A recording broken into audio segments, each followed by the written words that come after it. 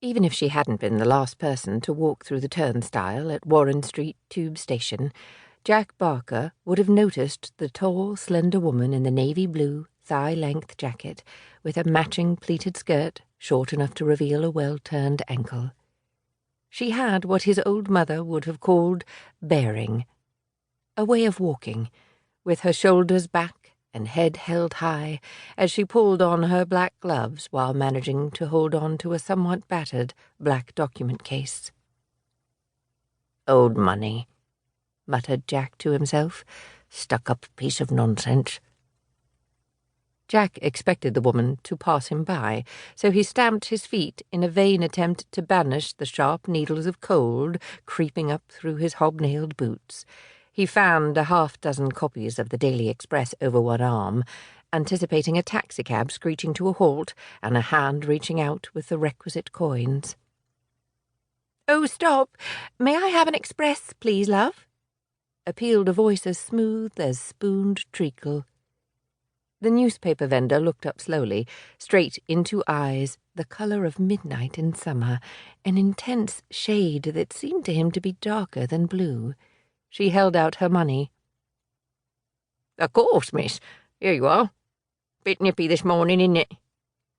She smiled, and as she took the paper from him before turning to walk away, she replied, "Not half. It's brass monkey weather. Better get yourself a nice cuppa before too long." Jack couldn't have told you why he watched the woman walk all the way down Warren Street toward Fitzroy Square. But he did know one thing. She might have bearing, but from the familiar way she spoke to him, she certainly wasn't from old money.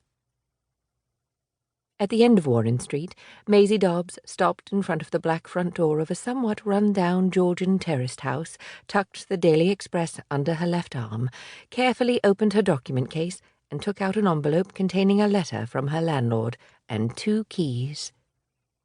The letter instructed her to give the outside door a good shove after turning the key in the lock, to light the gas lamp at the base of the stairs carefully, to mind the top step of the first flight of stairs, which needed to be looked at, and to remember to lock her own door before leaving in the evening. The letter also told her that Billy Beale, the caretaker, would put up her nameplate on the outside door if she liked, or it suggested, perhaps, she would prefer to remain anonymous. Maisie grinned. "I need the business," she said to herself. "I'm not here to remain anonymous." Maisie suspected that Mr. Sharp, the landlord, was unlikely to live up to his name, and that he would pose questions with obvious answers each time they met. However, his directions were apt. The door did indeed need a shove, but the gas lamp, once lit, hardly dented the musky darkness of the stairwell. Clearly there were some things that needed to be changed, but all in good time. For the moment, Maisie had work to do, even if she had no actual cases to work on. Minding the top step, Maisie turned right on the landing and headed straight for the brown-painted door on the left, the one with a frosted glass window, and a "To Let" sign hanging from the doorknob. She removed the sign, put the key into the lock, opened the door, and took a deep breath before stepping into her new office.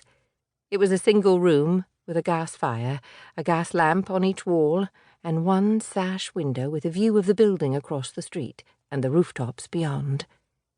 There was an oak desk with a matching chair of dubious stability and an old filing cabinet to the right of the window.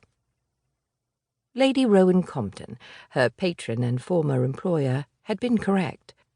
Warren Street wasn't a particularly salubrious area, but if she played her cards right, Maisie could afford the rent and have some money left over from the sum she had allowed herself to take from her savings.